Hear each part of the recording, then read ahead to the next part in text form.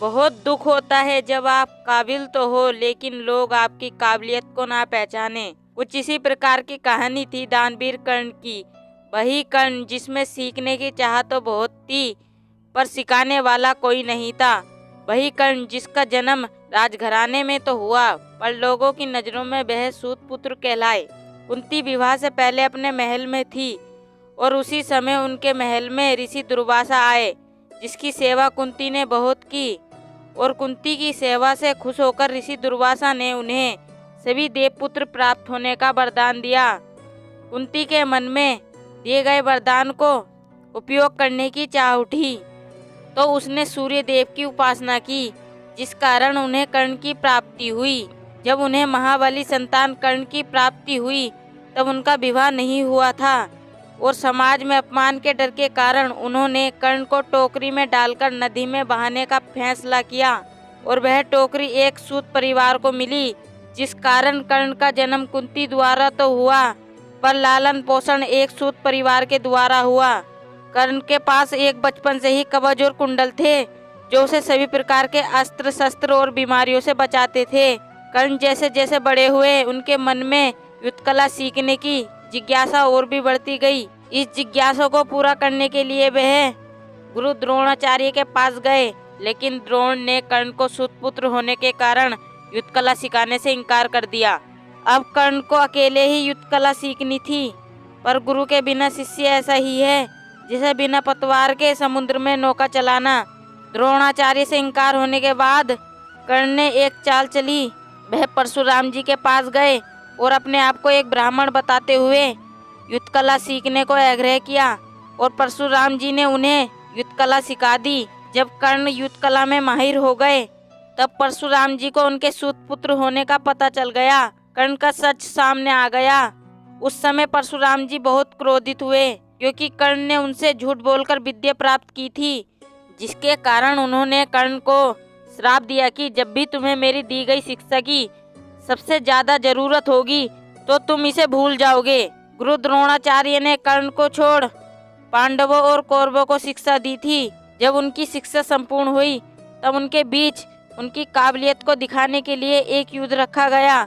इसमें गद्दाधारी गद्दाधारियों से लड़े, तलवारबाज तलवारबाजों से लड़े और धनुर्धर धनुर्धर से लड़े। इस युद्ध में अर्जुन के टक्कर का कोई भी धनुर्धर नहीं था जिस कारण द्रोण ने ऐलान कर दिया कि इस सृष्टि में अर्जुन से बड़ा धनुर्धर कोई नहीं है।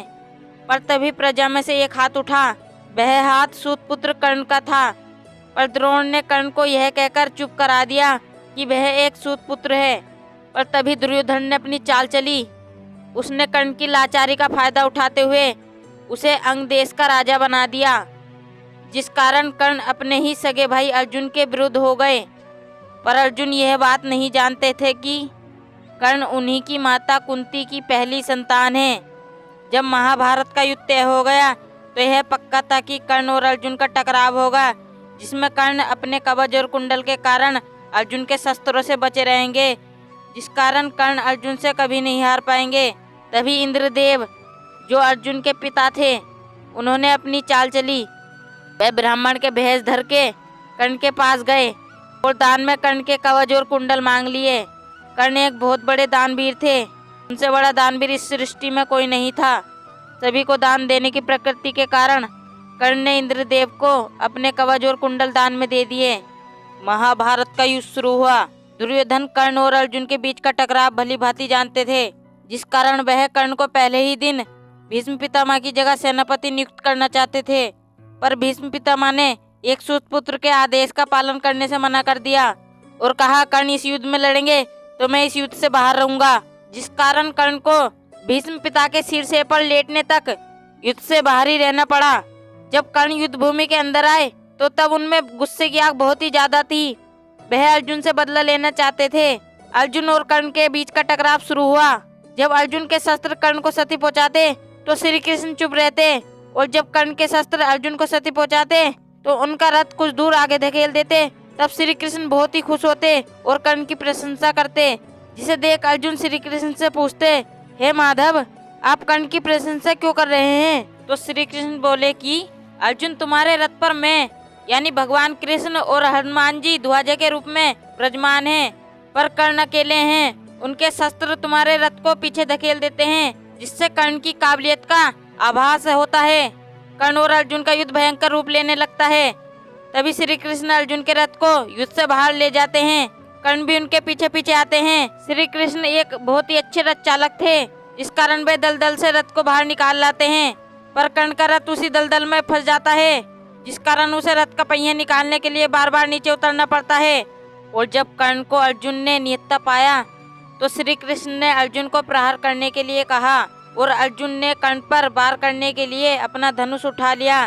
तभी कर्ण ने कहा कि अर्जुन, तुम मुझ पर निहत्थे पर वार करोगे तो मैं इसी पल ब्रह्मास्त्र को आगमन दूंगा, जिस कारण इस युद्ध के सभी योद्धा मारे जाएंगे। पर अर्जुन कर्ण पर निशाना साधे रहते हैं और तभी कर्ण ब्रह्मास्त्र को आगमन करते हैं, परंतु इससे कोई असर नहीं होता। समय एकदम से रुक जाता है।